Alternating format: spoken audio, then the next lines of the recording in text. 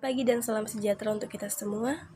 Perkenalkan, nama saya Matalena Jebua, MPM 18140018. Untuk memenuhi tugas pendidikan anti korupsi, di sini saya akan menjelaskan materi mengenai kontra korupsi wewenang penegak hukum.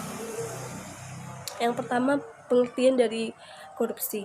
Menurut Henry Campbell Black, korupsi adalah perbuatan yang dilakukan dengan maksud memberikan beberapa keuntungan yang bertentangan dengan tugas dan hak orang lain.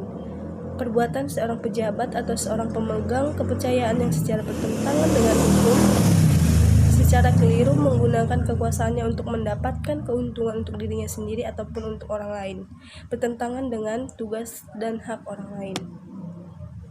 Yang kedua adalah kontra korupsi. Korupsi melanggar hak asasi. Pemberantasan korupsi di Indonesia belum dijadikan agenda penegakan hak asasi. Padahal penting dalam pencegahan dan penghukuman untuk menghadirkan perspektif hak asasi. Hampir semua sektor korupsi, uang negara yang dirampok merupakan uang untuk pemenuhan hak-hak rakyat, baik secara individu maupun bersama-sama. Kerangka penghukuman koruptor dengan perspektif pelanggaran HAM akan memberatkan hukuman dan menjadikannya sebagai hostis humanis generalis atau musuh bagi semua umat manusia.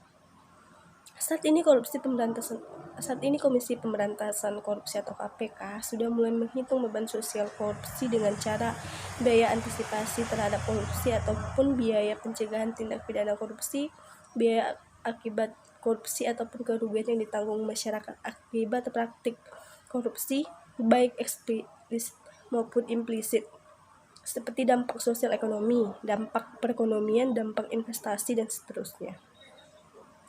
Dan biaya reaksi terhadap korupsi atau biaya yang muncul sepanjang proses penyelesaian perkara, sejak proses penyelidikan hingga permasyarakatan. Tujuan beban sosial ini untuk ditimpakan ke koruptor dan bisa menjadikannya sebagai efek jerah alias pemiskinan.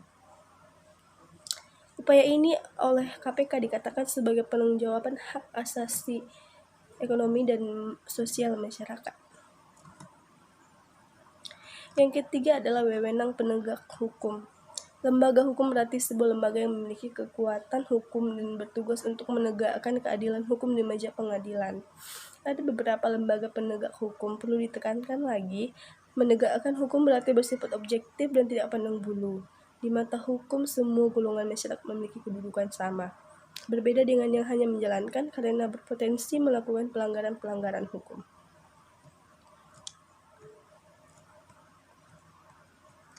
Walaupun di dalam peraturan perundang-undangan di Indonesia tidak disebutkan definisi dari lembaga penegak hukum maupun penegak hukum, tetapi dalam peraturan perundang-undangan yang telah disebutkan sebelumnya, terdapat beberapa aparat dan lembaga yang dapat dikategorikan sebagai lembaga penegak hukum. Mengenai apakah lembaga penegak hukum harus diatur melalui undang-undang, dalam pasal 10 Undang-Undang Nomor 12 Tahun 2011 tentang pembentukan peraturan perundang-undangan.